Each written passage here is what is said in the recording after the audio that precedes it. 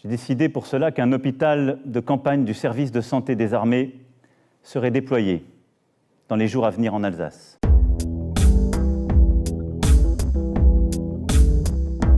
Un hôpital de campagne, c'est bien sûr, comme le nom l'indique, une structure militaire.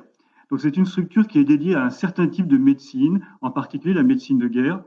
Et l'on voit déjà un certain nombre de structures de ce type qui sont déployées sur les théâtres d'opération.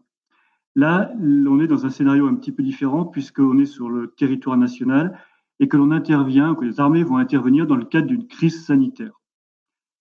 Ce qui a été demandé aux armées dans un premier temps, ça a été de fournir ce qu'on appelle un élément militaire de réanimation. Cet EMR disposera d'une trentaine de lits et il devrait être installé dans l'est de la France en soutien aux hôpitaux locaux qui sont, eux, soumis à une très forte tension. Heureusement, il existe dans l'est de la France un régiment médical qui dispose de ce type de matériel et qui devrait donc être en mesure d'intervenir rapidement et de pouvoir déployer cet EMR dans 2 ou 3 jours à peu près.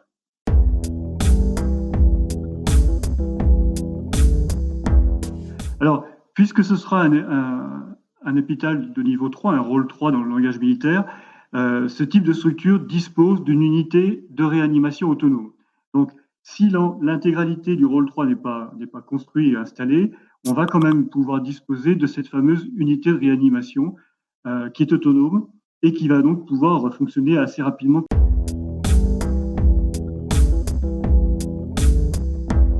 En ce qui concerne les médecins, le service de santé des armées dispose d'environ 2300 médecins, ce qui constitue encore un tout petit nombre, à peu près 1% de la capacité totale française, puisqu'on estime qu'il y a à peu près 230 000 médecins disponibles sur le territoire national. Donc, au final, les capacités militaires sont quand même, 1, réduites, et 2, elles sont déjà utilisées pour les opérations extérieures. Donc, l'apport va être très limité. Les armées apporteront aussi leur concours pour déplacer les malades des régions les plus affectées et ainsi réduire la congestion des hôpitaux de certains territoires. Alors, outre la construction ou le déploiement de cet EMR, on peut imaginer d'autres types de missions pour les forces armées. Alors, ça peut être en particulier dans le soutien logistique. On peut imaginer du transport, alors à la fois routier et héliporté, pour pouvoir acheminer plus facilement, plus massivement des malades vers les centres de secours.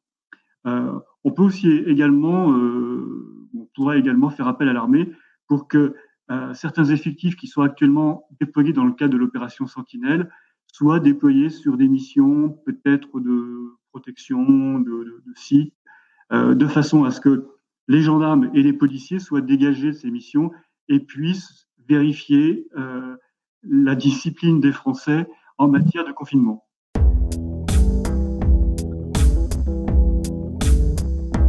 Alors, il y a un certain nombre de pays européens qui font appel aux services de santé des armées nationaux. C'est le cas en particulier de la Grande-Bretagne, puisque l'armée britannique a décidé d'intervenir en soutien du National Health Service, le NHS, et il y a apparemment eu une demande chiffrée du NHS pour 300 médecins généralistes, des spécialistes mais en nombre non précisé, et puis environ 2500 infirmiers. Alors, ça va faire porter de l'attention supplémentaire sur le service de santé britannique, mais leur implication dans les OPEX étant moins élevée que l'implication de l'armée française, c'est une possibilité qui devrait fonctionner. Côté suisse, on a la même chose, ou à peu près la même chose. Les Suisses viennent d'annoncer le rappel de 8000, ce qu'on appelle les miliciens, c'est-à-dire des soldats réservistes, puisqu'il n'y a pas d'armée permanente.